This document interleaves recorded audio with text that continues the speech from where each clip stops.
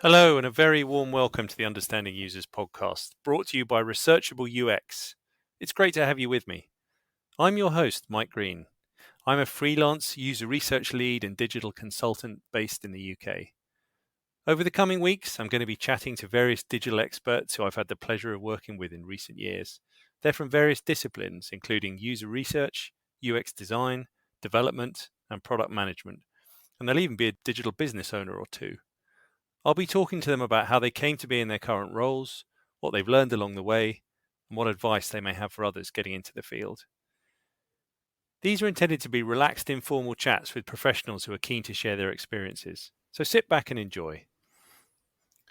In this episode of Understanding Users, Andy reminds us of the power of storytelling as one of UX's most underrated skills, and how the basics of observing users to help inform design decisions, in essence, dates back thousands of years. He talks as well of the epiphany moments of real insight he and his team have gained from shadowing users during field visits, even when, in one case, it came as a result of hoovering the carpet in an elderly user's home.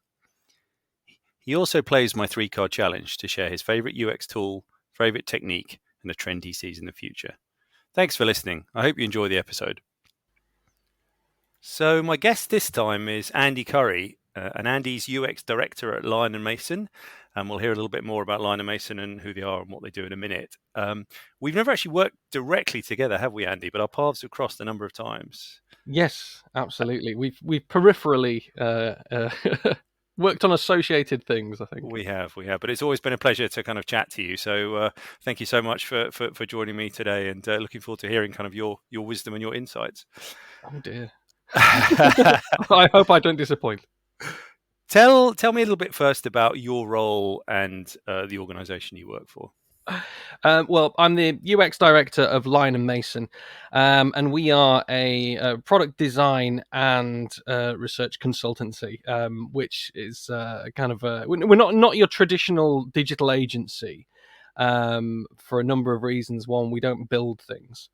We're quite specific about that. We kind of, but everything from the kind of discovery, the kind of the inception of a project, even from the kind of point at where clients just feel that they have a need, that then everything from there right through to the kind of research, the investigation with stakeholders, the service design elements of that, right down through to into actually getting a design together. So the wireframing, prototyping, testing, and then UI design. We go right up to that point. We don't go further than that, and that's quite intentional because we've had we've worked. Andrew Machin, who founded the organization, and myself, we've both worked alongside a lot of developers and in traditional digital agencies where it's end to end. And often we found actually that there's something of a conflict of interests at times when you get to that point where you have a development team who are maybe trying to kind of build something within a certain spec. And for us as an organization to provide the best kind of what is best for the user, what is best solution to the problem, the structure we've built that Lion+Mason with is very much towards, we come at it from that perspective.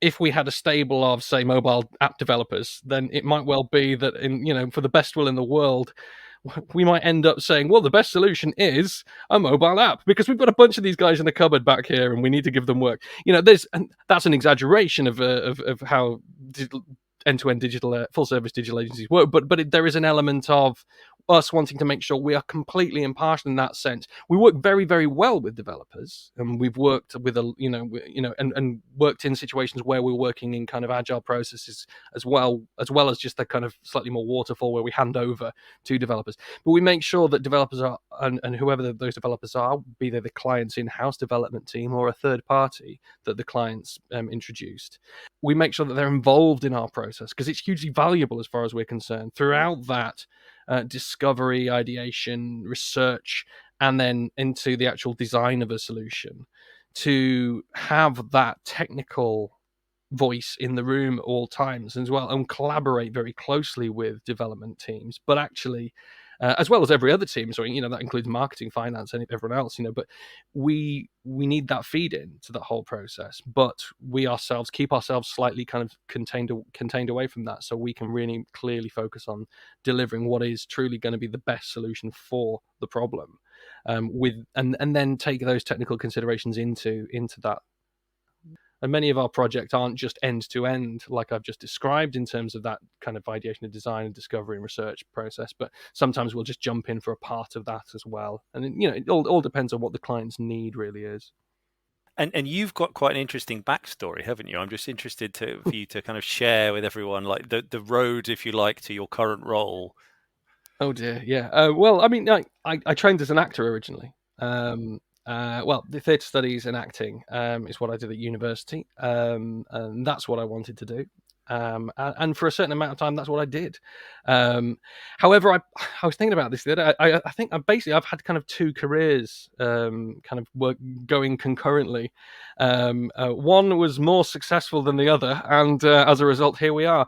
But yeah, so when I finished university, and set out to do what I wanted, to fulfill my acting ambitions. So I was working in a continental beer shop in York, and that was part owned by an ex-IBM guy called Rob Arnson, and he had just founded a digital learning company called My Knowledge Map, and they were in the offices above. And so he was hiring people essentially at that stage, and this is in the kind of early noughties, and he was just it was very, very early noughties, 2001. He was just essentially kind of hiring what he felt as talented graduates in pretty much anything really. And I'd had some chats with him before, and he'd found that I'd actually got a little bit of history doing design. One of my first jobs was actually as a computer games tester, and that evolved into doing a bit of graphics for computer games when I was 16 and 17. Through various different accidents, found myself kind of involved in games testing with them. First of all, as a work experience thing that then turned into actually a part-time job. And then whilst I was there, they kind of put me onto some graphics projects as well, and I was mapping out the fields of France for First World War flight simulators and things like that. And that was so I had a kind of certain amount of that technical design background, and I'd had an art background. In school I'd been doing pretty much everything focused on art and music and those types of areas. So Rob was quite interested and just kind of took a chance on me. And so he kind of pulled me into that, and that was really my start properly into the world of digital. So I worked with My Knowledge Map for a long time, and that evolved from being just kind of, we were creating e-learning in Flash.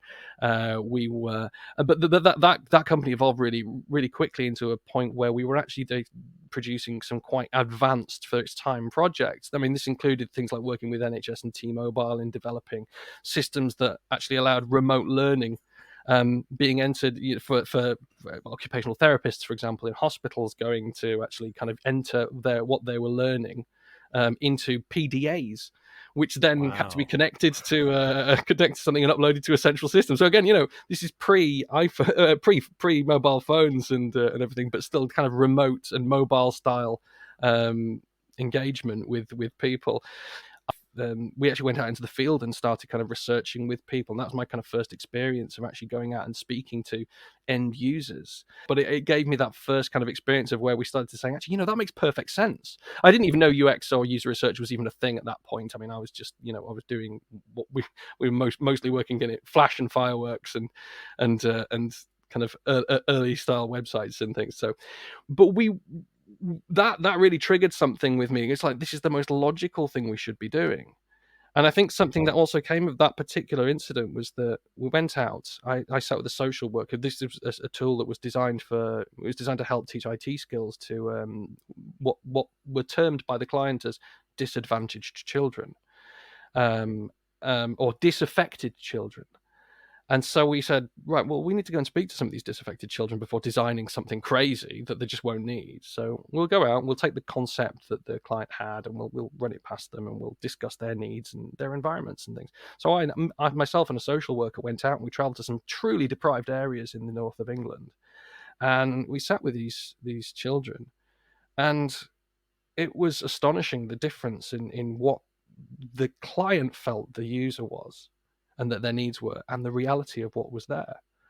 And I think, we had a situation where the client felt very much that they were apathetic and they were uninterested, and they just weren't, they weren't engaged, and this was going to have to be so flashy and bells and whistles. They had a mad idea about a pillbox that would literally, with a touch screen in it, that would literally sit on street corners of deprived areas, and kids would go up and do IT courses on it, sort of thing. One child actually said to me when we showed the concept, he said, "I'd smash that up out of principle." Should laugh, but it's very telling, isn't it? I completely agreed with him. I mean, in many ways, I was like, well, yeah, so what? And actually, it turned out one of the things we did discover, and this was, again, a revelation that stuck with me since throughout my career, we found out actually a lot of these kids, they were interested. They were fascinated to find out about IT skills. And actually what they really wanted was to just have access to computers. Many of them didn't in this, back then, didn't have access to computers. They knew about them. They were interested. And when I told one of them that, well, actually, you can use computers for free in the library, they were actually astonished.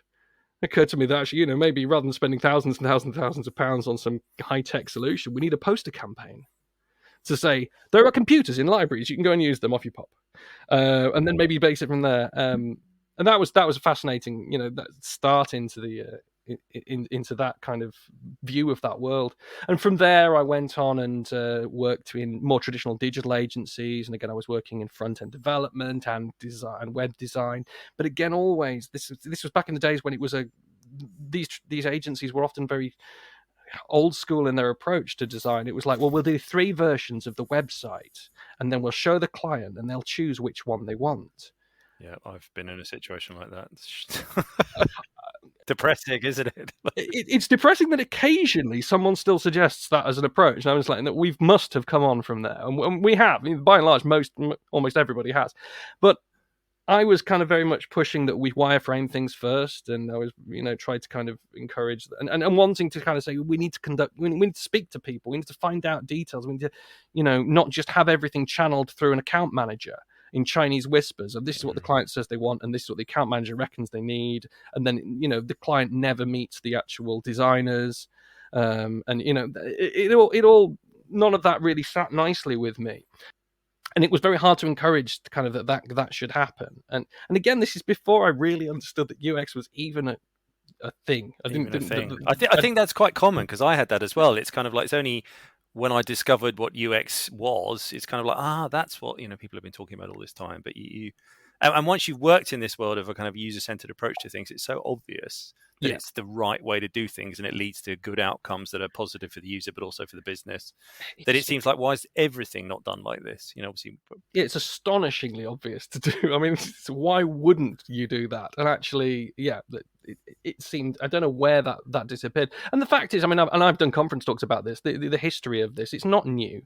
It's not a new thing. I mean, you saw me do this, but it's not a new thing. It's not a new idea that we suddenly go out and speak to people. It's been going on for thousands of years. Observation of people using farming tools in Babylonian times, leading to ergonomics, feng shui, for goodness sake. I mean, it's about observing the space and observing the people and how they use it, and how they to then come up with a better solution. And then you can drop in the other kind of stories about Walt Disney encouraging his Imagineers to kind of sit in try and picture themselves in his user shoes and go and watch people using theme parks and things like that. And the same way that they designed the interiors of the 1950s, 1960s design of things like the cockpit, the passenger areas of planes, where they build a plane and get people in. Now, I mean, that's a physical, practical product design, but it's the same principles, as digital design, where you actually want to kind of say, okay, let's see how this works.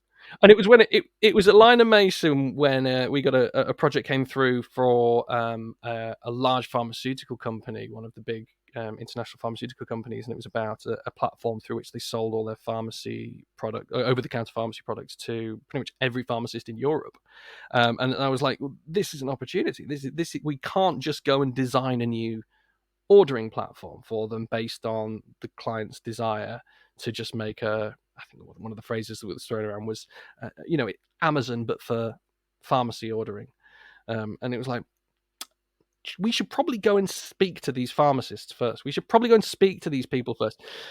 Now, it's just a coincidence that also led to a trip around Europe. But a trip around Europe, job, but someone's got to do it. It's tough. It was awful. But what that also just really, it brought me back to those experiences I'd had earlier in my career, where we'd actually gone to the spaces where people worked.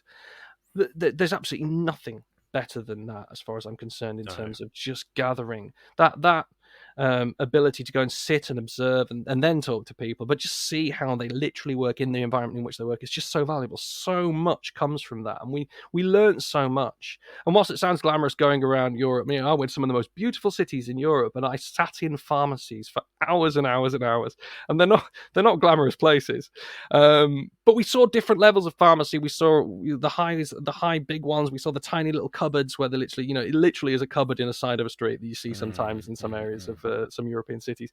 We learned about their pressures. We learned about their lives and their environments and everything that happens around them. That not just to do with ordering. We weren't, we wanted to find out about everything that they experienced. And the people from the client side, they were really into this idea as well. They were very, very kind of like, we feel this is powerful. And when we came back, we kind of, first of all, we'd revolutionized the preconception about what we were actually going to build. We changed it because we realized, we actually, this idea of making a version of Amazon, but for pharmaceuticals, could potentially actually severely damage. It could be worse than the existing solution. But the other thing that we realized is it needs to be more than that as well. And we changed the brief. We expanded upon the overall program. We brought so much more to it, and it was such a great experience to do a project like that. And it really just led me into kind of think, well, this is how we need to approach these things. Just to pick up on a couple of things you mentioned, and really interesting, the contextual inquiry, exactly like you were saying, kind of following people around, going to their homes, going to their workplaces, how fascinating and useful that is. And I've done a lot of that myself. But obviously in a pandemic world, that poses real challenges for us as designers and researchers. I'm interested to know kind of what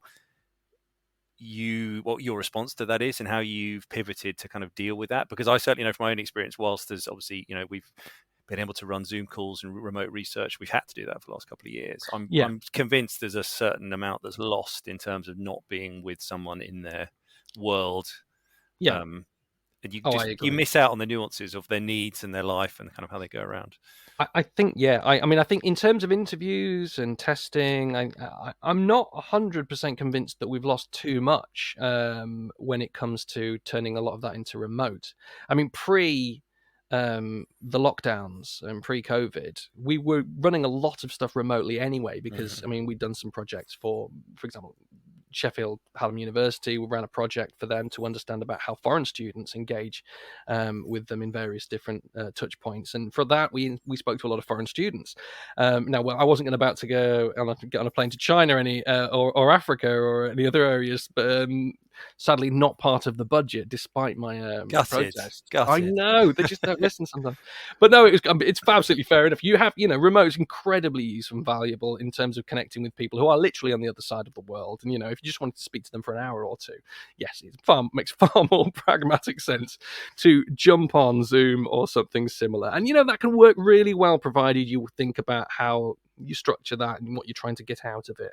And, your expectations are correct in terms of what you're trying to gain, and you can do a huge amount. So we were already quite well versed with a lot of remote working, and remote working with ourselves as well. Internally, we'd always kind of had people either working from clients' offices or from home, or we have an office in Leeds, but we'd often not be in there at all for weeks at a time, because people were just out and doing things. So, but we'd already got an infrastructure, a way of working with the team, of being able to kind of workshop together in a remote way. We'd found solutions for that. Lockdown helped that. That helps us when it came to the lockdown, I should say, because we kind of already had the tools in place. So where a lot of organizations were suddenly scrabbling to work out how they could get everyone working from home, well, for us, it was kind of, right, well, we're already doing it.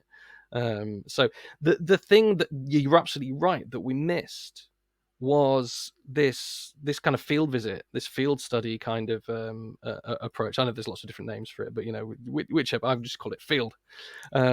Service safari sometimes, or things like people use for it. All sorts of different phrases like that. I know, but the terminology doesn't worry me so much. It's getting out there and getting in people's spaces and seeing their environments and starting to appreciate the pressures that are physical in their environments, as well as the things that they're literally doing on a screen, and finding that there are solutions there. And we've missed that on a number of projects, but we've actually still managed to do it on a couple of occasions, and actually it's loosening up a bit more at the moment. We're able to start doing that kind of activity. We've been, for example, just in the last 6 months, we've been, following staff members around spice factories and watching them use machinery and the touch screens on the machinery. We've sat in government call centers and listened in on calls, and again, that could have been set up remotely possibly, but actually it makes a world of difference just being beside the individual who's had that you're designing for, the agent in this case.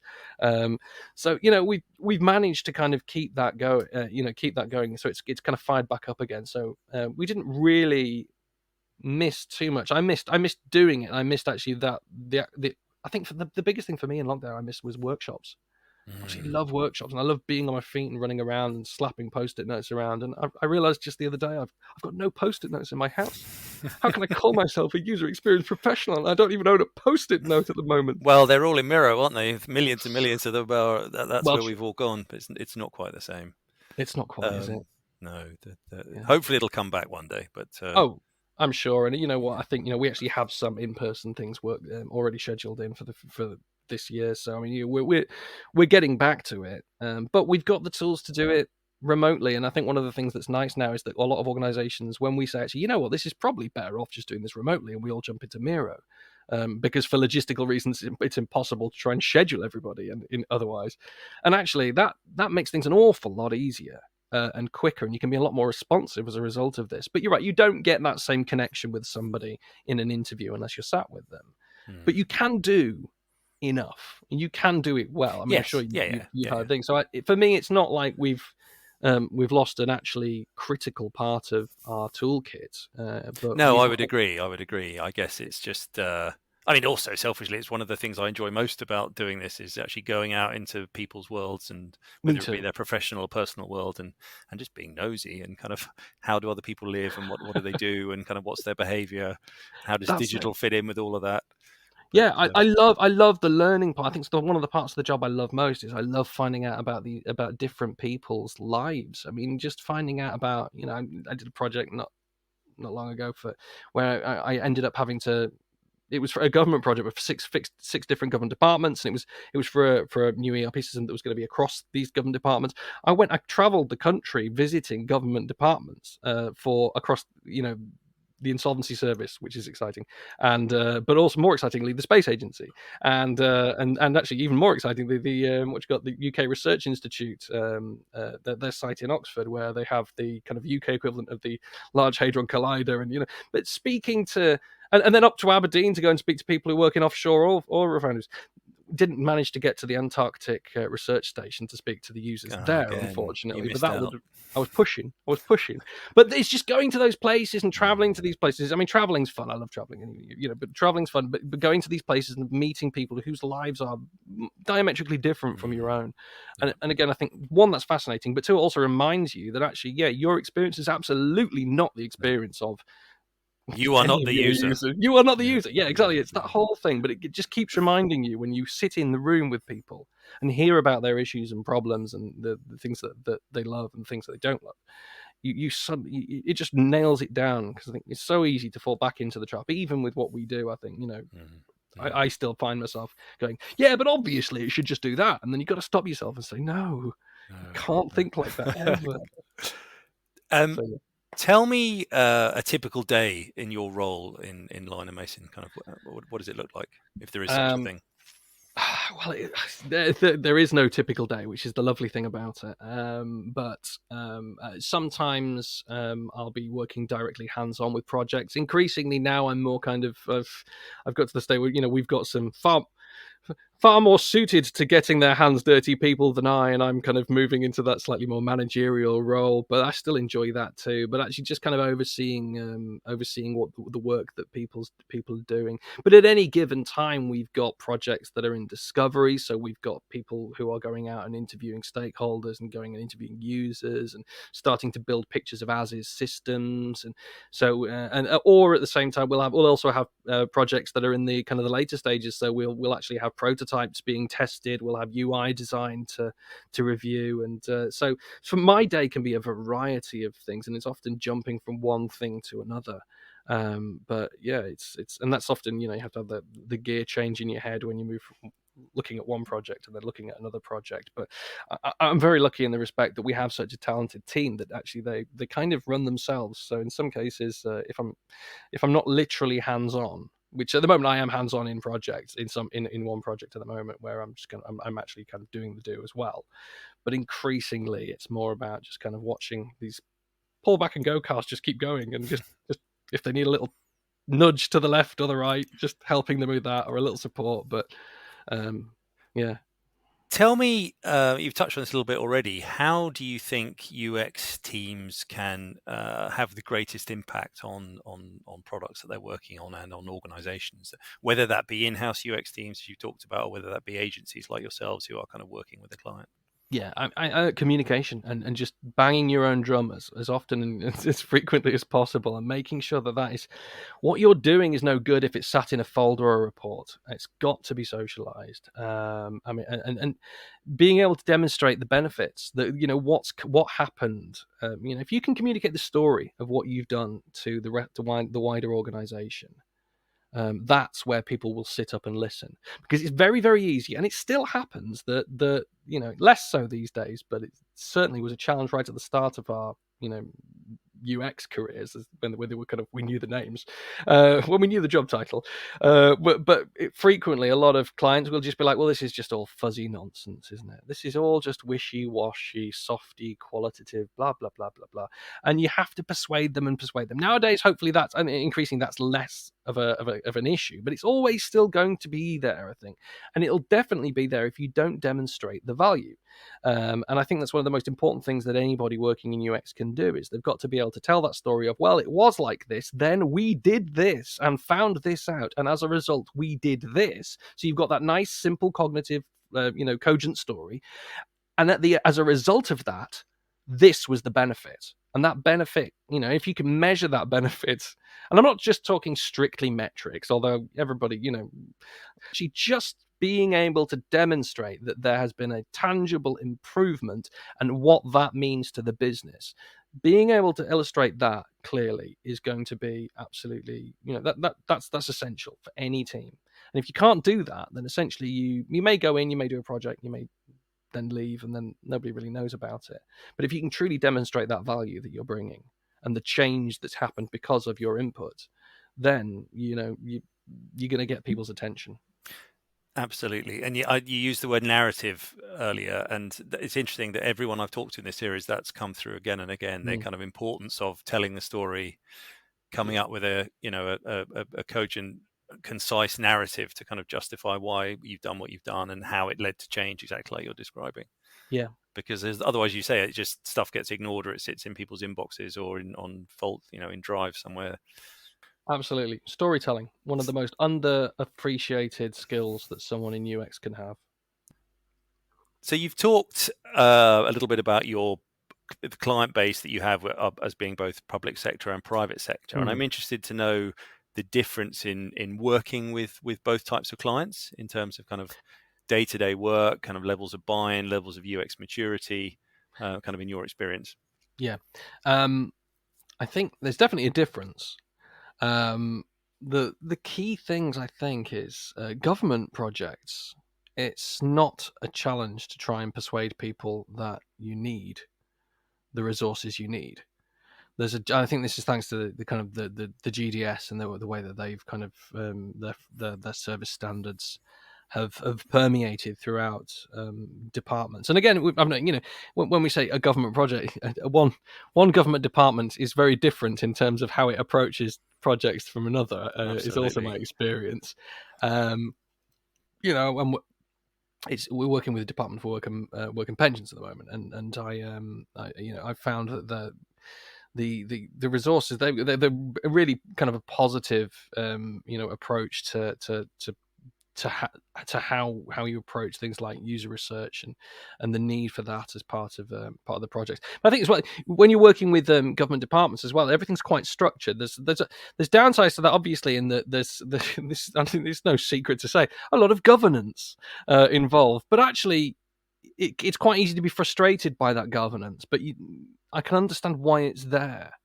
We're not just talking about the company's money; we're talking about taxpayers' money, and that there's a level of governance that's required to ensure that things are done in the right way. And I've got a huge amount of respect for the GDS and their frameworks and the way that they approach things. I think it's just that there's some incredibly great practice at play, and there's some very, very talented people there.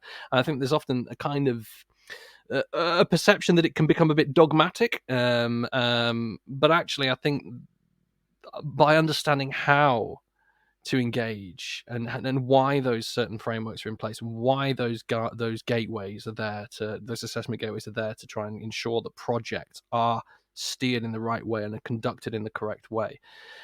I think that's a really positive thing myself, because I've also learned a huge amount doing government project. You by being kind of almost kind of saying, well, you have to follow these frameworks, you have to follow these approaches and these standards. There's a point at which no corner is really going to get cut.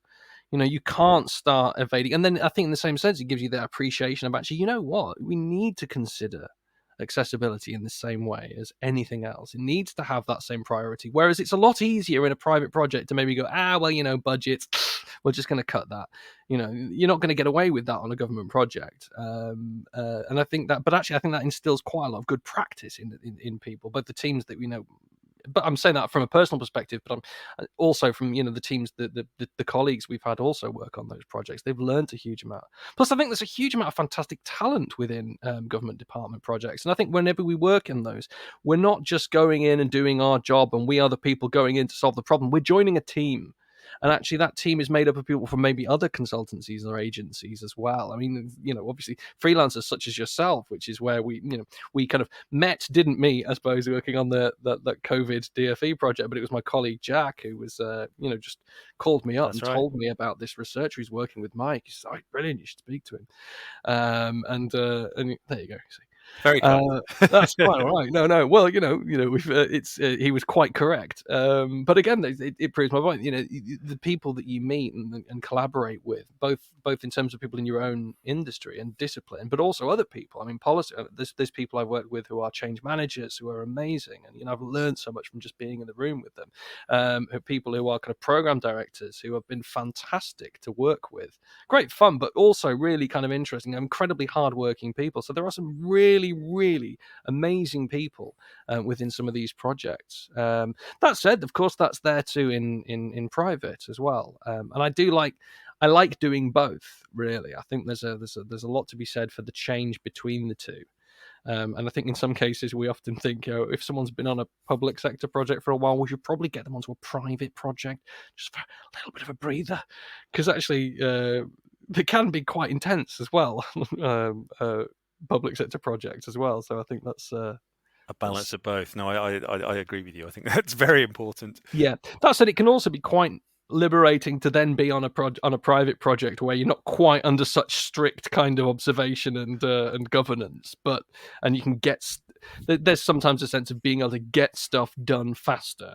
But again, there's a lot of learnings that I've taken from government projects, which I would then want to bring into private projects and persuade private clients that actually, this is certain ways we should do things, and it's a net benefit. And actually, when it comes to digital, the UK government, and I've discussed this with other guests in this series, it feels like it's almost ahead in many ways of the private sector. Not always, but often in terms of, as you say, embedding good practice, multidisciplinary teams. You have kind of stages you have to reach and assessments you have to pass to evidence the practice you've done, why you did it.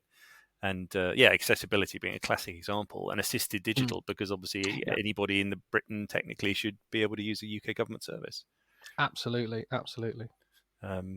You've talked about your team a little bit, and the great work that they do, and kind of how you work with them day to day. I'm interested in terms of kind of recruiting. So when you're out looking for people to join your team, whether in Lion+Mason or in kind of previous lives, what skills do you look for? So what kind of attributes make for a good UX designer or UX researcher, let's say? Recruitment is a challenge.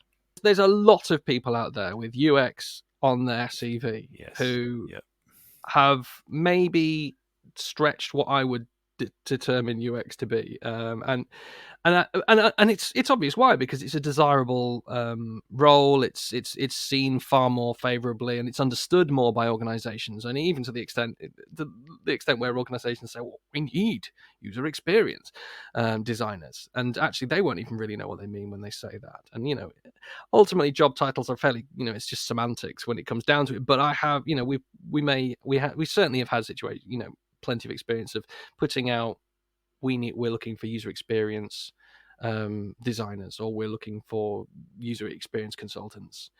And what you will have back is a large number of CVs of people who've done a wireframe once.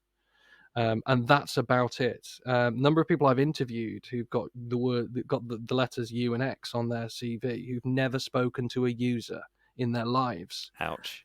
And I'm but again, I think there's I'm sure, I think it might just be that there's a certain kind of trend for, there's maybe a stable of digital designers, traditional digital web designers out there. Web designers, what year is it? But I know what you mean. Yes. Worldwide web designers, of webmasters. But they're out there, that they've kind of realized that maybe they haven't that this is a new opportunity they need to take up. So it's essentially a case of just sticking the letters UX on their CV, and they just carry on. But actually what they are is UI designers. Now, there's nothing wrong with being a UI designer. It's an incredibly skilled and an important role. But actually, when we're looking for people who aren't just going to make something pretty, in fact, that's actually one of the last things we really worry about. It's, does it work?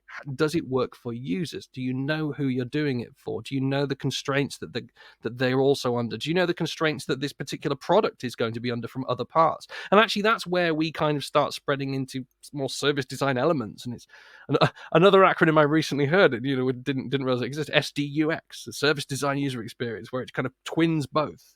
SDUX. Because what the world needs is more acronyms. Flurry of names and stuff. I mean, job titles seemingly meaningless. I mean, my job title is UX director. However, one day I'll be a researcher, and one day I'll be so I don't really mind what people call me. And in fact, senior consultant, whatever, it doesn't really matter what people call me, because actually who are we trying to hire, and what job are we trying to get them to do? And actually what we're looking for is someone who has the ability, and ideally some experience in doing this, but actually not necessarily, we've hired people with no formal UX experience, who've been hired because they've shown a natural aptitude to this. We've got people on the team who didn't necessarily even use the words UX in their CV. They just said they were designers, and they demonstrated that they'd actually, then I went and investigated, and I found out this, and I did this, and I did this. And they've just, through their own intuition and gut instinct, that that's what they should do because it's the right thing to do, they've gone away and they've investigated in the right ways, and they've got that analytical mind, and you can spot it.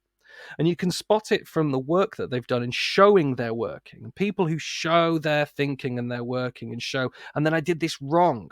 That's a huge thing. Huge piece of advice to anybody writing a CV. Tell us what you did wrong, and tell us how you then learned from that, and then how you moved on. And then when you interview these people, you can often find that they are going to be the people who tell the stories better, because they're not going to just sit there and spool off. And again, I've interviewed lots of people where they kind of sit there and it's like they're spooling off a Wikipedia entry for user research, and then I used quantitative and qualitative, and I mixed it with some ethnographic. And you just kind of, I've just zoned out there for a minute there, but it also means you don't probably understand what you're saying, is what I kind of take from that. Whereas if somebody says, right, and then I went to this garage and I got a prototype out that I'd done on a piece of paper, and I showed it to people, and then you wouldn't believe what happened. They're telling me a story, and they're excited, and that's that passion, and it's that excitement. And that speaks volumes to their abilities and interest and intuition into the role. And I think that's what's really valuable for us, is somebody that can communicate well, someone that can demonstrate that they've got that way of thinking where they want to pull something apart and see how it works, and someone that can show that aptitude, because software can be taught, and because methodologies can be taught, whereas people who've got that aptitude and that sense of, it's difficult to describe sometimes, but that sense of energy and understanding, and kind of the way that their brain will work in a way that it wants to discover and uncover things, that's really so valuable, because I think you could have the most perfectly trained UX professional in the world, but if they just didn't have that that element to them, then they'd be functional, but they wouldn't necessarily be someone that you could kind of stick in a room and hope to inspire a whole bunch of clients. Does that Yes. make sense? Yeah, no, absolutely. And yeah, and you're right. And the kind of client management side of things, I guess, as well, is It's quite important for us as well, because we're so client facing. Nobody's going to hide behind. Nobody's going to get to hide behind somebody. Every single person in this organization is going to be sat in front of a client at some point. So that's actually critical for us. We can't have somebody that is literally going to just mumble their way through things and not be able to, evoke what it is that they're trying to communicate properly. So yeah. So what advice, Andy, or tips would you give to someone who was starting out in UX, let's say, based on everything you've just said? If someone said, "Oh, I've found out there's this thing exists and I'm interested in learning more about it," what should I do? What would you tell them? I would say start doing projects. I mean, again, half the training courses out there. There's some really good ones as well, actually. I think I'm a big fan of the Interactive Design Foundation. Do some really good courses, and it's ridiculously cheap for what it is. But they do some very good courses with some very good people involved. I mean, there's stuff Don Norman's done is lecturing to some videos for them recently. But there are lots of others out there as well. Do some courses, but do some projects. And when you learn about a technique, go and try it, and then write about it. And that's the thing. If you're a junior, you're a junior, and then you're starting out. No one's going to have expected that you've gone away and redesigned, a government service, or a major, FTSE 500's kind of core app or anything like that. But go away and think about that, and show your working, show your thinking, show your feeling, and document that. That's a great element of a portfolio. A portfolio doesn't have to have real world projects in it, but make it very clear if this is a spec project or if this is a project you've done out of interest. Because that's the other thing I would advise anybody who's looking for, who's starting out. Don't lie, because we'll spot you a mile away and we'll never touch you with a barge pole. And you might be great, but you might just have not had the confidence to say, I'm starting. But if you come in and you show us you're working and you haven't pretended that other people's work is yours, if you've done a project for a client and you actually were just kind of taking notes, but the project did all of this, don't then present that project as you did it solo, when in fact lots of other people were the people involved in that. But I've seen it so many times, and it's so frustrating, because you can spot it a mile away. You may have just designed the banners on something, but tell us that. But tell us what you learned from the other people on the project, or tell us how you contributed to that, because we don't expect no project's done by one person ever. It's a confidence thing, I think. I think a lot of people, it's the fear that there is a big, heavily competitive market out there. I'd say one word I'd say is it's actually not as competitive as you think. Just the cream rises to the top. That's the thing, is you've got to make sure that you are honest, clear, transparent, but show that you've got that way of thinking, and show that you've got that ability to kind of pivot. Right, Andy, last thing, my 3-card challenge. So I've got 3 cards here. What I'd like you to do is pick one, and on the one card there's a technique, one there is a tool, and one there is a trend. Ooh. So I'm going to hold the cards up. I will take the spade. That is a technique. So tell me about your favorite UX technique. I've mentioned it before, but field visits, just going out and being in the space where someone is, it's just so good. And the number of, I've never done one where there hasn't been some form of epiphany moment where we've gone, oh God, right, that's how it, and it changes you. It changes your treatment of the whole project. So when you've sat in a room, even in subtle ways, when you sat in the room with the person and watched them try to do the job, in the space that they normally try to do the job, and the empathy that it builds up with people, and it makes you realize that there is a human being behind all of this because you've seen them there. And you try and get involved as well if possible. If you can, really get stuck in. We have one colleague who, one of our team actually, I sent them on a field visit with a charity that does kind of improvements to people's homes, such as putting insulation in old people's homes and things like that. And so she went around in the van for several days with this person and went on the visits. And I got a text from her saying, just hoovered an old woman's carpet. Like, that's it.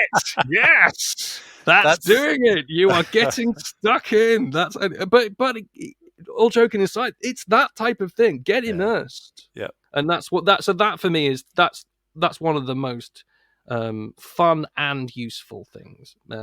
Methodologies. And you're absolutely right. And in my own experience of doing it, in terms of the narrative, going back to the idea of storytelling, when you come back with preferably photos as well of what you've seen and sharing those stories, for clients and for people kind of at 1, 2, 3 steps removed from the end user, it's like a light bulb going on, and it's like, aha, now we understand who we're building. And if you can get the client in there too. Yes. Yeah. Maybe not the same session, but get the client to do it too.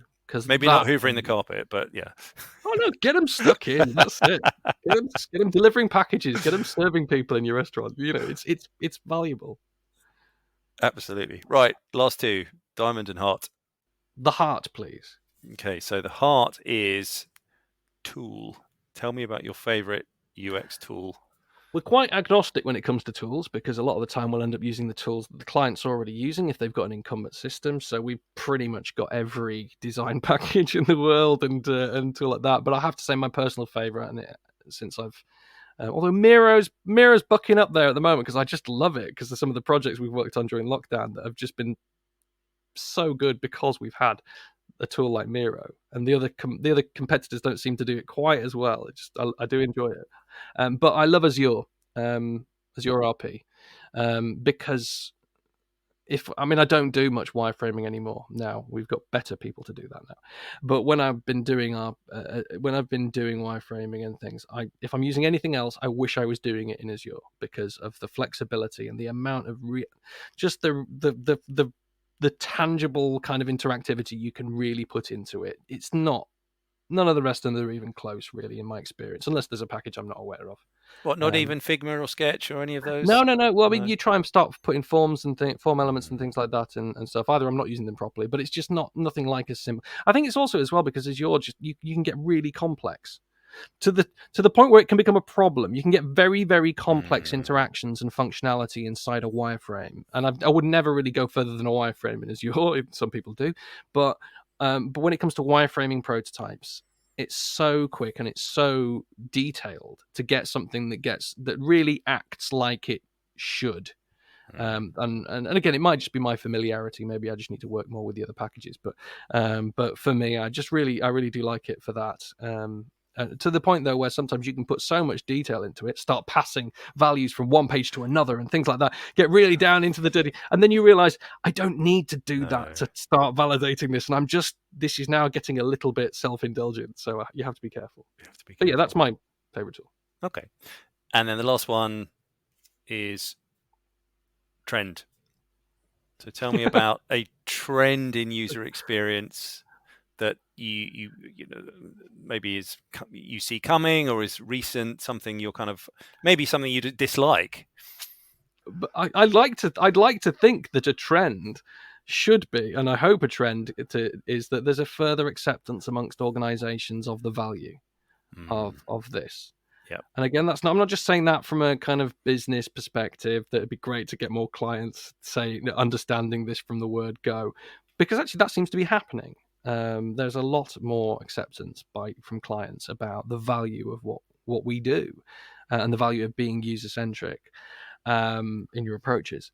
But I'd certainly like to see that continue. So yeah. That's a really interesting one. You're the first guest who said that, but I think that's I totally agree. I think we're moving in the right direction, but there's still work to be done. There's still work to be done, because I think also if a trend could be people outside of the industry understanding that user experience is more than user interface design.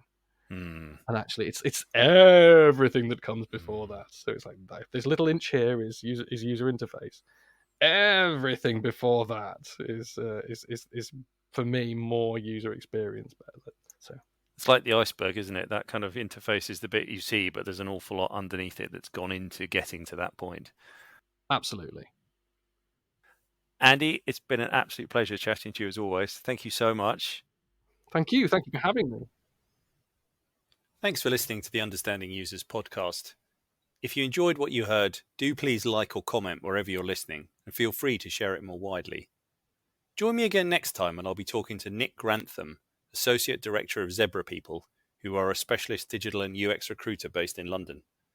I'll be chatting to him about his role, the state of the current UX job market, and what both his organisational clients and his candidates are, or should be, looking for in their UX job searches. Until then, stay safe and stay user-centred.